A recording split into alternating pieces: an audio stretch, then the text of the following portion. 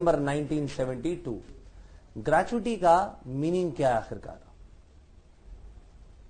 पुराने समय में एक पर्सन के पास पूरी पूरी जिंदगी काम कर जाते थे लोग। आज के जैसा भी जमाना नहीं था कि फटाफट से चेंज करते थे जॉब्स। तो पुराने टाइम में क्या होता था कि एक ही मालिक के पास एक पर्सन लगातार काम करता जा रहा है, करता जा रहा है, करता जा रहा है। बेचारा अब जो है काम करने लायक ही नहीं बचा। पूरी जिंदगी उसकी निकल गई और एम्प्लॉयर ने कहा चलो जी अब भागो यहां से, क्योंकि तुम अब काम तो पूरा कर नहीं पाते, बूढ़े हो गए हो, घर जाओ। अब बेचारा ये जाए तो इसकी फैमिली क्या करे?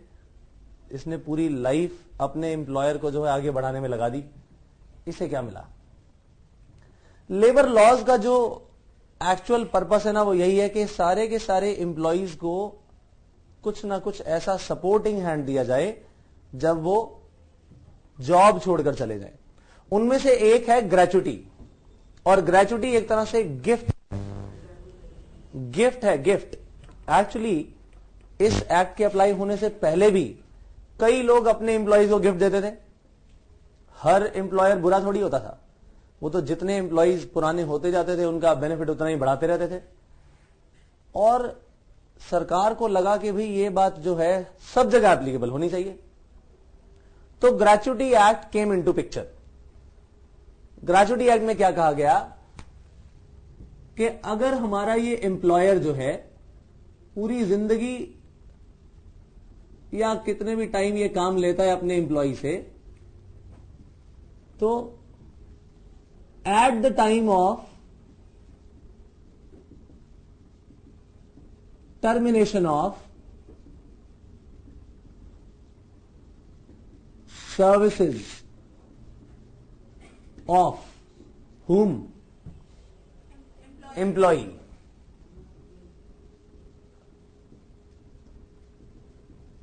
उसे कुछ दिया जाए, तो एम्प्लॉयर ने उसे गिफ्ट दिया।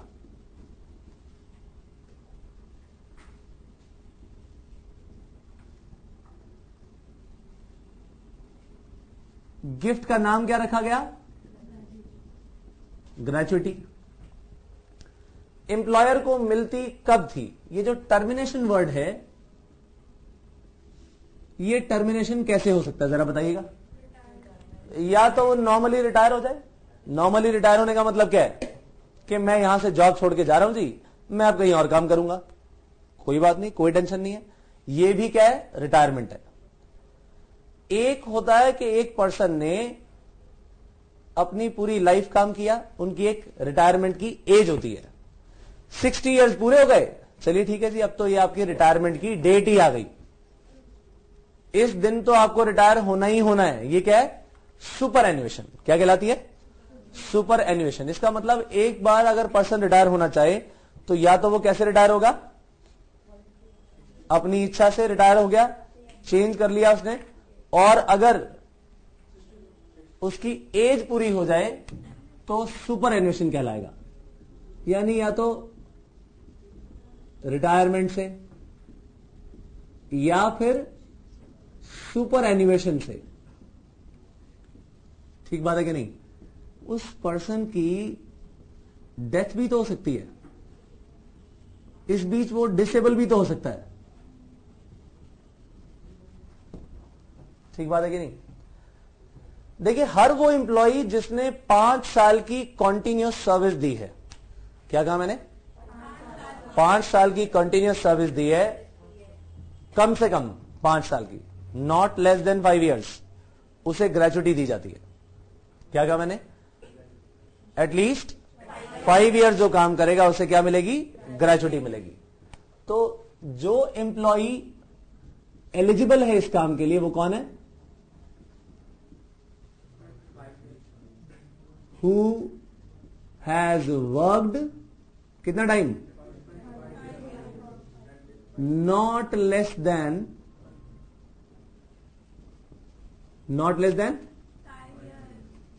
5 years।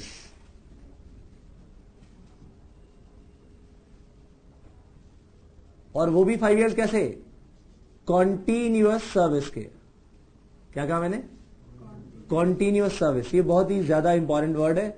आने वाले टाइम में आपको ये मालूम हो जाएगा कि इसकी वैल्यू क्या है, कॉन्टिन्यूअस सर्विस। जरा ये बताइए कि जो डेथ है, डिसेबलमेंट है, ये एक्सीडेंट के कारण हो गया होगा? Disablement due to accident. अभी एक पर्सन ने ज्वाइन ही किया था, 1 साल भी नहीं हुआ कि उसका बेचारे का एक्सीडेंट हो गया काम के दौरान, ड्यू कोर्स ऑफ एम्प्लॉयमेंट में। जरा बताइए कि अब वो काम पर नहीं आ सकता, क्या किया जाए? क्या इसे ग्रेचुटी दी जाए? 5 साल काम नहीं किया, वर्कमैन कंपनसेशन तो अलग मिलेगा ही मिलेगा, उसको तो छोड़ ही दो। हम बात कर रहे हैं सिर्फ ग्रेचुटी की। लॉ कहता है भाई ये बात तो देखनी पड़ेगी कि यहां पर उसकी गलती से कॉन्टिन्यूअस सर्विस नहीं टूटी। ठीक बात है कि नहीं? इन दोनों केसेस में 5 years कॉन्टिन्यूअस सर्विस, इसका जो ये रूल है ये अप्लाई नहीं होता, ये रूल अप्लाई क्रॉस नहीं होता। जबकि यहां पर इन केसेस में ये रूल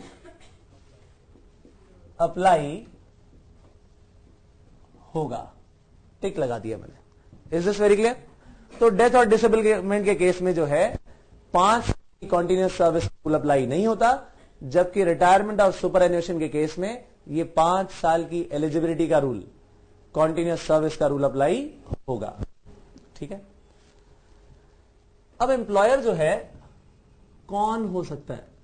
देखिए एम्प्लॉयर या तो सेंट्रल गवर्नमेंट होगी, तो क्या किया जाए? स्टेट गवर्नमेंट है तो क्या किया जाए? और अगर कोई लोकल अथॉरिटी है, लोकल अथॉरिटी क्या होती है? जैसे कि MCD, municipal corporation of Delhi, या पीडब्ल्यूडी, पब्लिक वर्क्स डिपार्टमेंट, ये सब क्या है?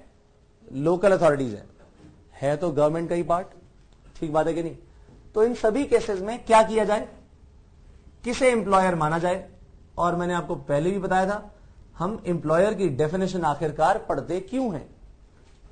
ताकि अगर इस एस्टैब्लिशमेंट में बेचारे वर्कर्स को ग्रेचुटी ना मिले तो किसे पकड़ा जाए? एम्प्लॉयर को पकड़ा जाए। तो हमारी जो सेंट्रल गवर्नमेंट है इसमें 2 बातें हो सकती हैं। या तो कोई पर्सन अपॉइंटेड है, अगर person is appointed as employer, person is appointed, तो सच पर्सन, जिस पर्सन को अपॉइंट किया हमने वही पर्सन क्या कहलाएगा? एम्प्लॉयर। पर्सन अपॉइंट किया है, इस केस में हमने अपॉइंट किया है, और दूसरे केस में हमने पर्सन अपॉइंट, बोलिए, नहीं किया होगा। या तो इसमें नहीं किया हमने, क्या किया जाए? मिनिस्ट्री जो है ना, मिनिस्ट्री, वो एम्प्लॉयर मानी जाएगी इस केस में। स्टेट गवर्नमेंट के केस में या तो पर्सन अगेन अपॉइंट कर दिया गया, या फिर पर्सन अपॉइंट नहीं किया गया। 2 ही बातें हो सकती हैं। अब अगर पर्सन अपॉइंट किया तो सच पर्सन, नहीं अपॉइंट किया तो अगेन कौन? मिनिस्ट्री। तो यहां पर भी या तो सच पर्सन या फिर मिनिस्ट्री। लोकल अथॉरिटी में अगेन यही बात हो सकती है, या तो पर्सन अपॉइंट कर दिया, या फिर ये पर्सन अपॉइंट नहीं किया। कौन? As an employer. तो ऐसे केस में अपॉइंट कर दिया तो सच पर्सन, अपॉइंट नहीं किया तो सीईओ यानी चीफ एग्जीक्यूटिव ऑफिसर, ये एम्प्लॉयर माना जाएगा। तो इन सभी केसेस में पॉइंट नंबर 1 क्या था? Central government, point number 2 state government, point number 3 local authority.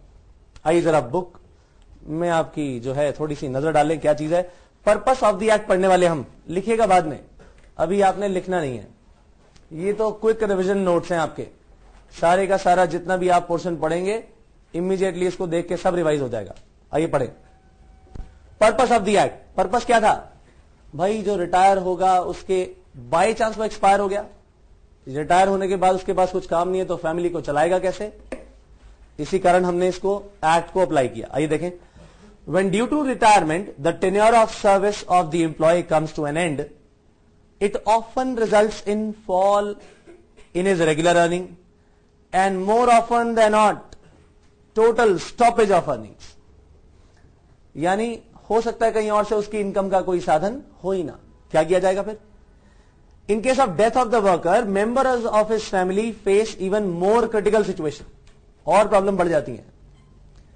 Gratuity is the retirement benefit which helps the worker or his family in facing this situation.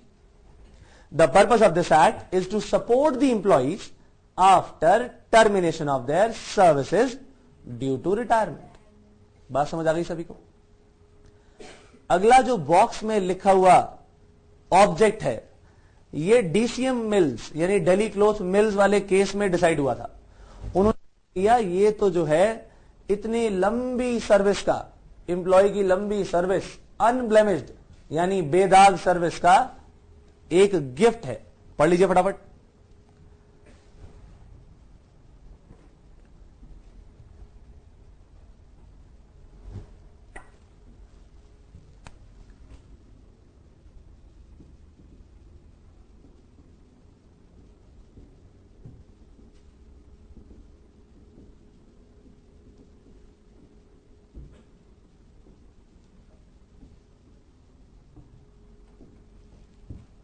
पढ़ लिया सभी ने?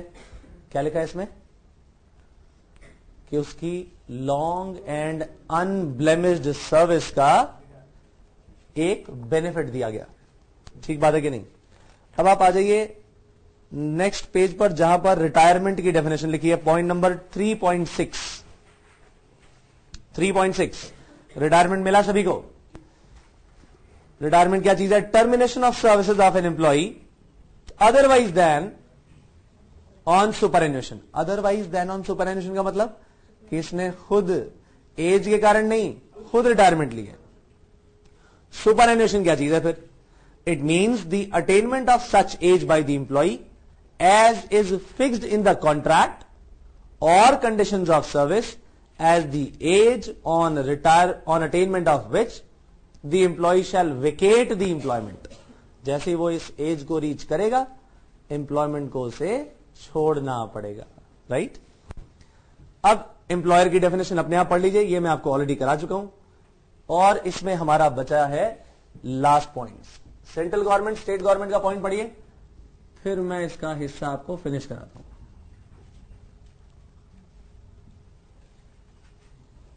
एम्प्लॉयर की डेफिनेशन पढ़िएगा बस।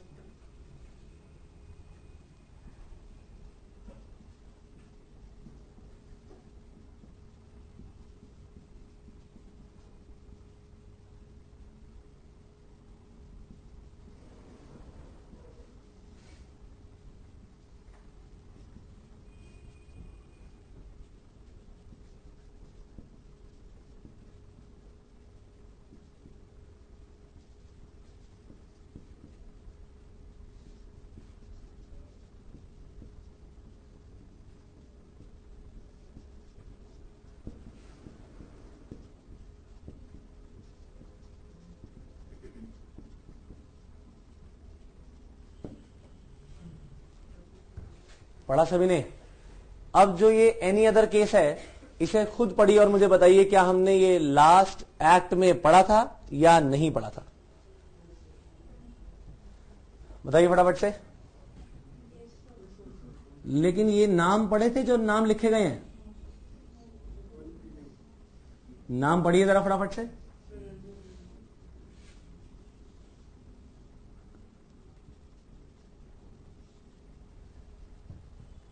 पढ़ लीजिए जरा जल्दी से।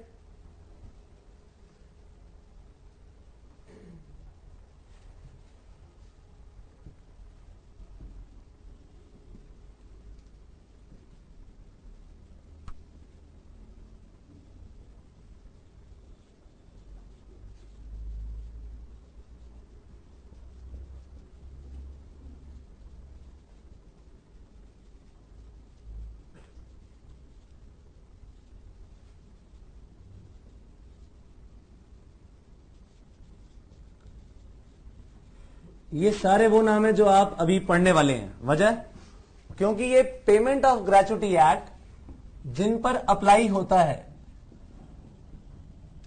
इसकी एप्लीकेबिलिटी किन पर है वो हम पढ़ने वाले हैं। एप्लीकेबिलिटी ऑन किन पर? मैं ये कुछ नाम लिखने जा रहा हूं, उससे पहले आप मुझे बताएं कि आपने कभी एफपीओ का नाम सुना है? एफपीओ कभी देखा है? एफपीओ फूड प्रोडक्ट्स के लिए जो है, किसी प्रोडक्ट पर आपने साइन देखा हो, जैसे आईएसआई मार्क है, वो क्वालिटी को बताता है कि नहीं? एफपीओ फूड प्रोडक्ट्स की क्वालिटी को बताता है। सुना है कभी या नहीं? तो जरा एफपीओ इस शॉर्ट फॉर्म का जो है क्यों ना यूज किया जाए? एनी फैक्ट्री, प्लांटेशन और ऑयल फील्ड। अच्छा, एमआरपी तो सुना होगा आपने। एमआरपी क्या होता है वैसे? Maximum retail price. मैं इसे किसी और तरीके से यूज कर लेता हूं। ये आ गया जी माइन, रेलवेज और पोर्ट्स। जल्दी याद हो गया ना? तो कोई भी फैक्ट्री हो, प्लांटेशन हो या ऑयल फील्ड हो, माइन हो, रेलवेज हो या पोर्ट्स हो, इन सब पर यह एक्ट एप्लीकेबल है, राइट? और एनी एस्टैब्लिशमेंट वेयर 10, पिछले एक्ट में 10 था क्या कुछ और था? 20 था। यहां पर कितना है? 10। बोनस एक्ट में था 20, लेकिन यहां पर है 10। सो वेयर 10 और मोर वर्कर्स आर और वर वर्किंग, यानी याद रहे हैं, कर रहे थे। क्यों, ऐसा क्यों लिखा? On a day in last accounting year, क्योंकि एक बार ये एप्लीकेबल हुआ तो समझ लीजिएगा कि ये हमेशा के लिए एप्लीकेबल हो गया। ये एक्ट भी कैसा है? Once applicable always applicable. ठीक बात है कि नहीं? तो इन सभी पर एप्लीकेबिलिटी है इसकी।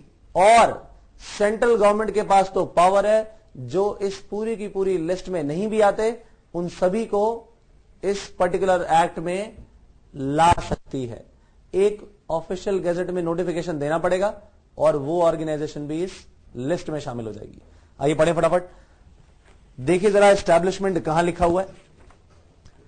मिला सभी को एप्लीकेबिलिटी पोर्शन 3.4 पे आइएगा। 3.4 मिला सभी को एप्लीकेबिलिटी।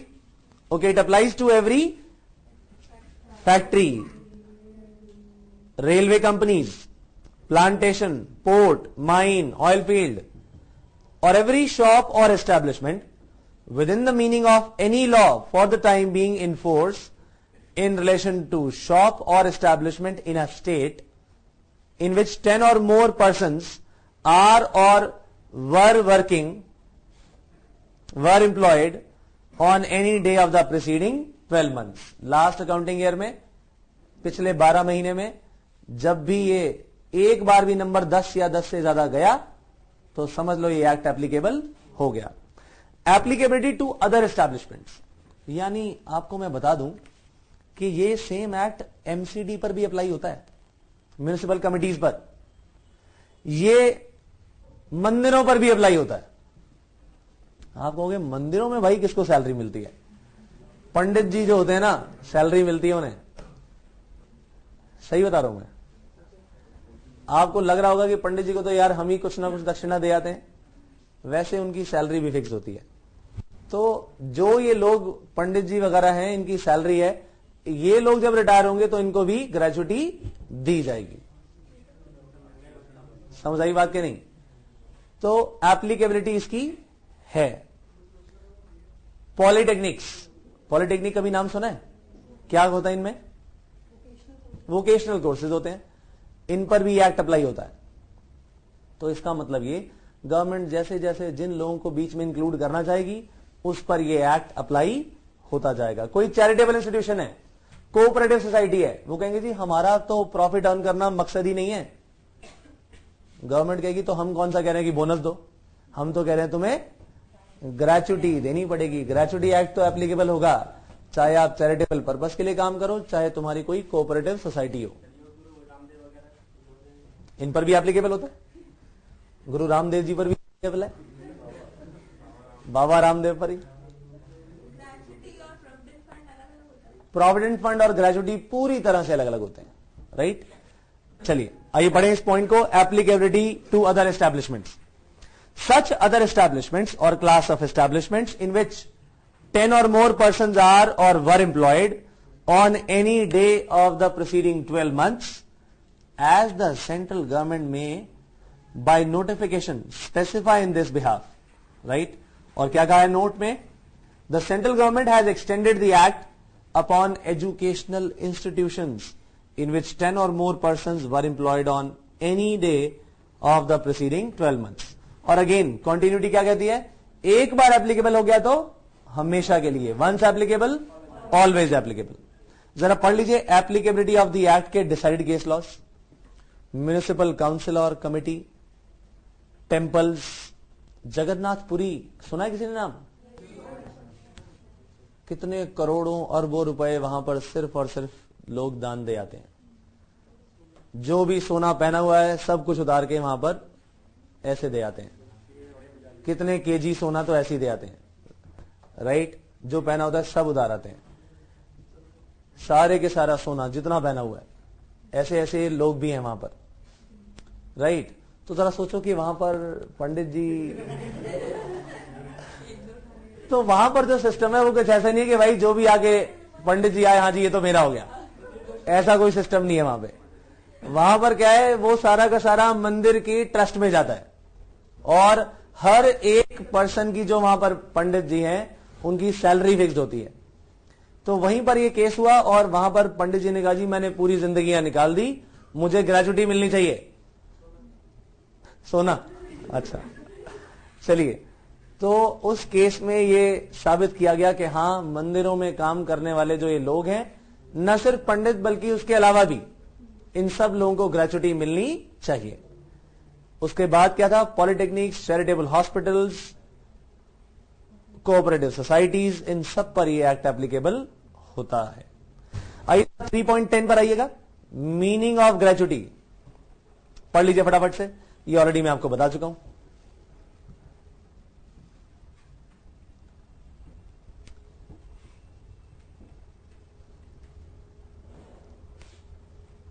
पढ़ लिया सभी ने? तो ये जो हमने लिखा था एनी अदर केस में ultimate control over the affairs of the business, इन कौन से केसेस में? एफपीओ और एमआरपी और एनी शॉप और एस्टैब्लिशमेंट, इन सब पर ही अप्लाई होता है। एक बार आप ये काम करिए, सारा का सारा बोर्ड पर जो लिखा है वो नोट करिए, फिर हम आगे चलेंगे।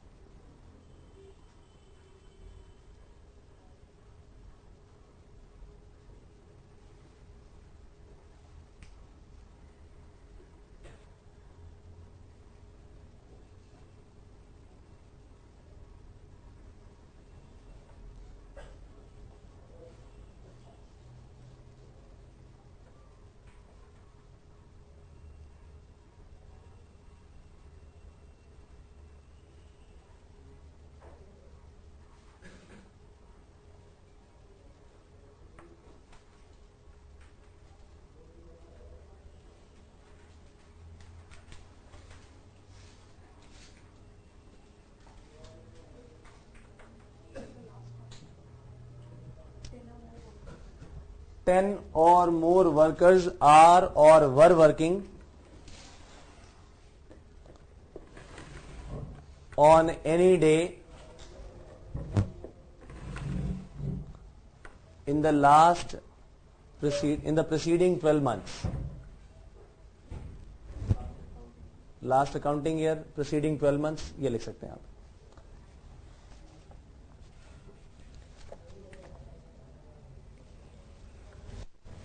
अब सवाल ये आता है कि ये पैसा आखिरकार मिलेगा किसे? किसे मिलना चाहिए पैसा? ये एम्प्लॉय को मिलना चाहिए, लेकिन बेचारा अगर एम्प्लॉय एक्सपायर हो गया तो फैमिली को मिलेगा, और अगर फैमिली ना हुई तो भाई फैमिली हो सकती है, नहीं हो सकती, इसीलिए हम पहले नॉमिनी बनवा देते हैं। क्या कहते हैं कि नॉमिनी बनाओ जी अपना। जैसे आप बैंक में अभी अपना अकाउंट खोलने जाएं तो पूछेंगे बताइए कि आपके अकाउंट के अंदर जो भी पैसा है इसके लिए नॉमिनी किसे बनाया जाए। यानी इस बीच अगर आप एक्सपायर हो गए तो ये पैसा किसे दिया जाए, आप उस पर्सन को नॉमिनेट कर देते हो, और ये पैसा आपके एक्सपायर होने के बाद इमीडिएटली उस नॉमिनी को दे दिया जाएगा। अभी लगता है कुछ लोगों का बाकी है, कर लीजिए नोट जरा जल्दी से। फिर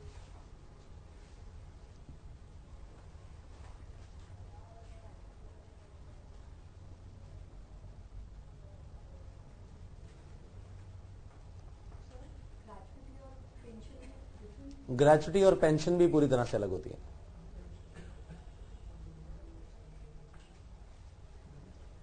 टैक्स जब आप पढ़ेंगे, टैक्सेशन भी आपका एक पूरा का पूरा जो है सब्जेक्ट है, उसमें हर तरह की आइटम के बारे में बताया जाएगा कि ग्रेचुटी मिलती है, एक्स ग्रेशिया मिलेगा, पेंशन मिलेगी, पीएफ का पैसा होगा, पीएफ का पैसा होगा तो कितने तरह का हो सकता है, बहुत सारी बातें होंगी। रिट्रेंचमेंट कंपनसेशन जिसके बारे में हमने थोड़ा सा पढ़ा था, उसमें भी उसके प्रोविजंस आएंगे। हमारा जो एरिया है वो सिर्फ 3 चीजों पर बस वहीं पर बेस्ड है, और वो क्या है? पहला बोनस, दूसरा ग्रेचुटी, और तीसरा एम्प्लॉइज प्रोविडेंट फंड। तो एम्प्लॉय जो है, मान लीजिए जिंदा है, तो पैसा किसे मिलेगा ग्रेचुटी का? एम्प्लॉय को। अप्लाई भी कौन करेगा? एम्प्लॉयर के पास, लाओ जी लाओ मेरा पैसा दो, एम्प्लॉय खुद करेगा। 30 दिन दिए जाते हैं उसे, कितने? 30 डेज। और अगर वो एक्सपायर हो चुका है, डिसीज्ड है, तो डिपेंड करेगा कि उसका नॉमिनी है या नहीं है। अगर उसका नॉमिनी है तो नॉमिनी को दे दिया जाएगा। नॉमिनी भी कितने दिन में एप्लीकेशन देगा? With in 30 days. जिस दिन एक्सपायर हुआ वो पर्सन एम्प्लॉई, उसका नॉमिनी 30 दिन के अंदर एप्लीकेशन देगा एम्प्लॉयर को कि लाओ जी वो ग्रेचुटी का जरा पैसा दे देना। लेकिन अगर अपॉइंट ही नहीं किया हमने तो क्या होगा?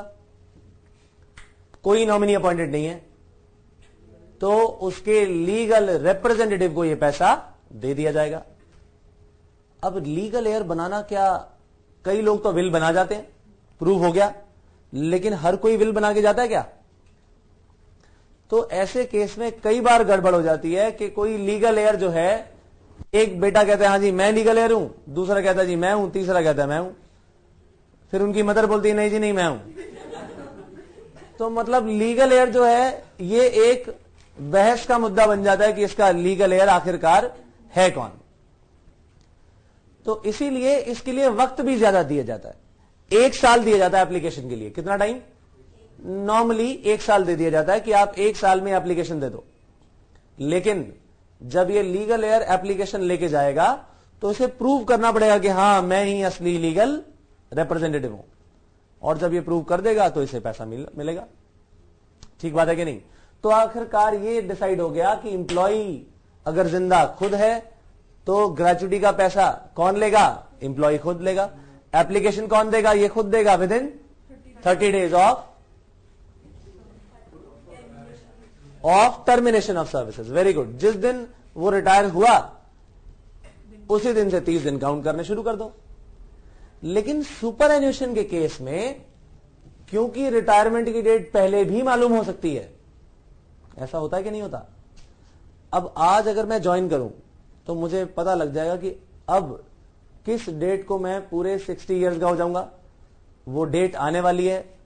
तो अब क्या किया जाए, जब ये डेट मालूम हो तो ऐसे केस में एम्प्लॉई उस डेट के आने से पहले विद इन 30 डेज ये एप्लीकेशन दे सकता है। रिटायरमेंट के बाद नहीं, रिटायरमेंट के 30 दिन पहले। Is it very clear? यानी सुपरएनुएशन के केस में आपको डेट मालूम है, या किसी भी केस में रिटायरमेंट की डेट अगर मालूम है तो 30 दिन पहले एप्लीकेशन दे सकते हो आप। और अगर डेट मालूम नहीं थी तो रिटायरमेंट के आने वाले उससे 30 दिन काउंट कर लो, इस बीच जब चाहे आप एप्लीकेशन दे दो। Is it clear? नॉमिनी कब देगा? कब देगा? अगर एम्प्लॉई एक्सपायर हो गया, डिसीज्ड एम्प्लॉई है और नॉमिनेशन किया गया है। कितने दिन में? 30 डेज में। अब नॉमिनेशन नहीं किया गया तो लीगल ईयर। कितने दिन में? कितने टाइम में? Generally 1 year from the date of termination of services. ठीक बात है कि नहीं? टर्मिनेशन ऑफ सर्विसेज के विद इन, हाँ जी,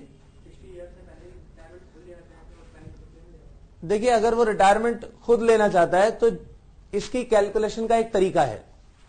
वो कैलकुलेशन का तरीका हम कोशिश करेंगे कि आज ही सीख लें। ठीक है कि नहीं?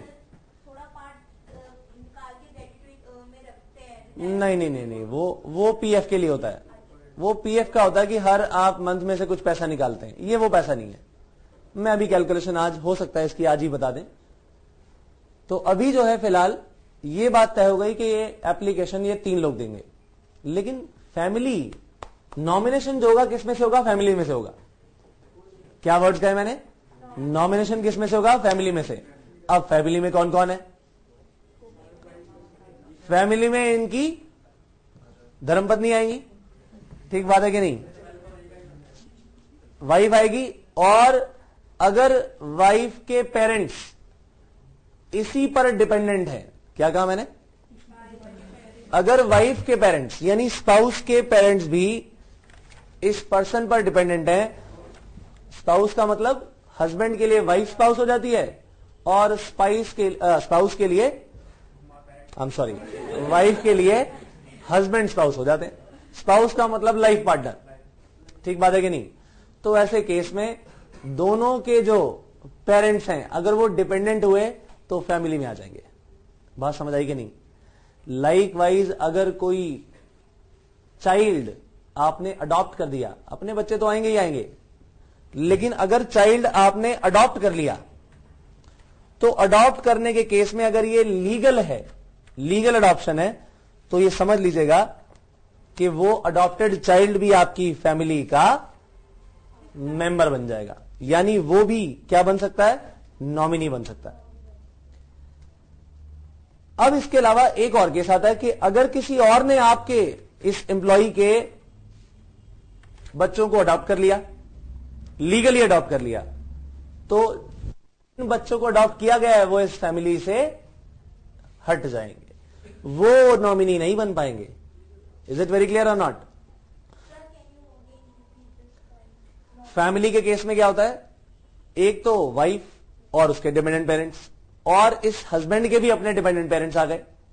ठीक बात है कि नहीं? इनके बच्चे आ गए, और अगर इन्होंने किसी बच्चे को अडॉप्ट किया है लॉफुली तो वो बच्चा भी इनकी फैमिली में काउंट होगा, लेकिन अगर किसी और ने इनके बच्चे को अडॉप्ट कर लिया है तो वो बच्चा इनकी फैमिली से हट जाएगा। इसका मतलब जो लोग फैमिली में है उनके लिए नॉमिनेशन किया जा सकता है। ठीक बात है कि नहीं? आइए क्यों ना फैमिली की डेफिनेशन ही पढ़ लें। पहले फैमिली की डेफिनेशन पढ़ ली जाए, यानी फैमिली में क्या क्या इंक्लूड किया जाएगा।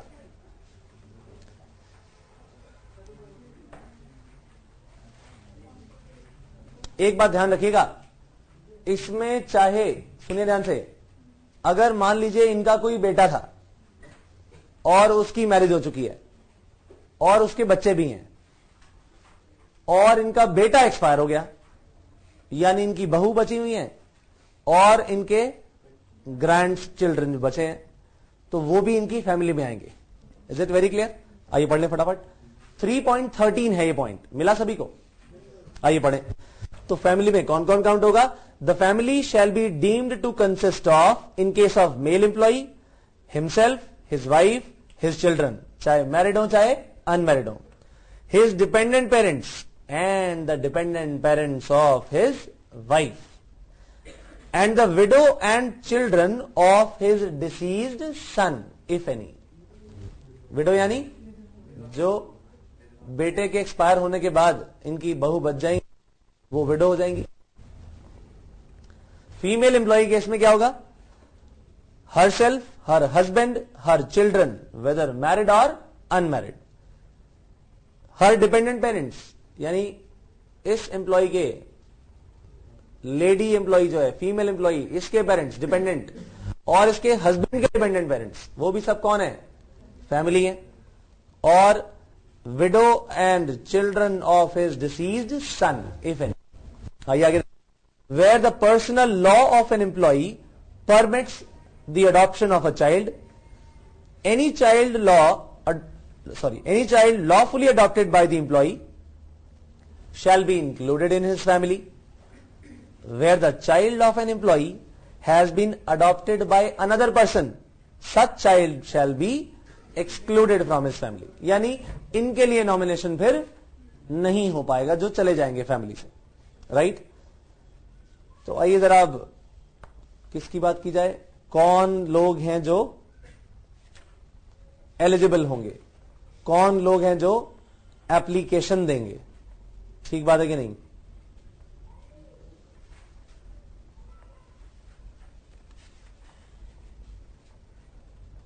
इसको हम थोड़ी देर बाद पढ़ते हैं. पॉइंट नंबर 3.14 पहले पढ़ लिया जाए. एलिजिबिलिटी की हम बात ऑलरेडी कर चुके हैं. चलिए इसकी रीडिंग कर लें पहले. क्या लिखा है? Gratuity shall be payable to an employee on termination of his employment. क्या हमने लिखा है ये? At the time of termination of his employment, ये मिलेगा इसे. आगे चलते हैं.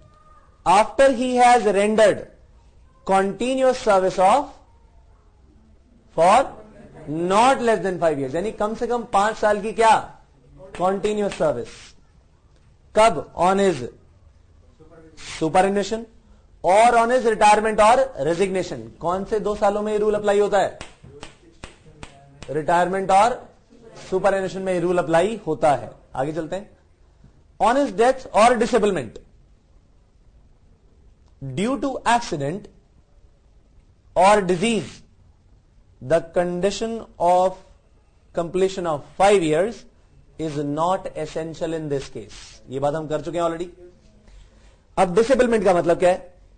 Disablement means disablement due to which an employee becomes incapable of performing the work which he was performing before the accident or disease resulting in such a disablement. यानी पहले तो ये काम कर पा रहा था.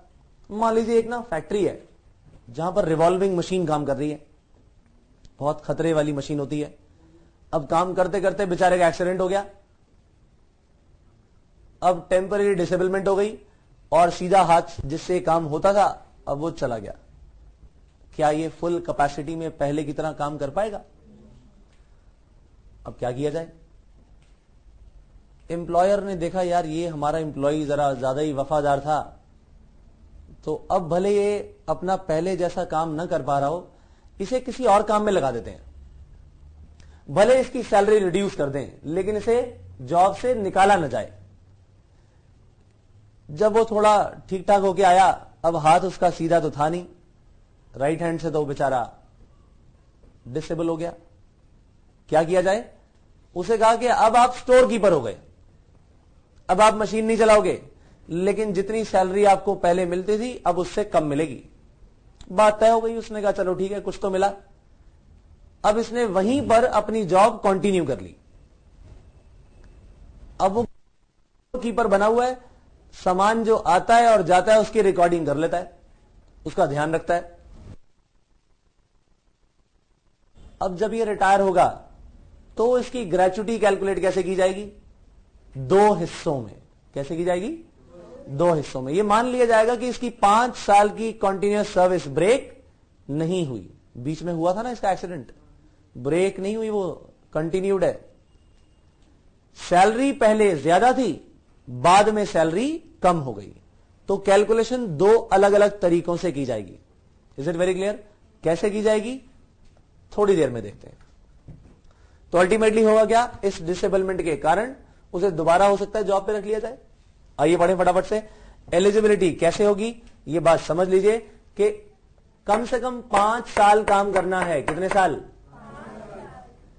अगर इसने 6 महीने, फॉर एग्जाम्पल क्या कहा मैंने, 6 मंथ से ज्यादा, 6 महीने से ज्यादा काम किया, यानी 6 मंथ 1 डे, एक दिन भी एक्स्ट्रा काम किया ना, तो ये प्रजम्पशन ली जाती है कि इसने पूरे 1 साल काम किया।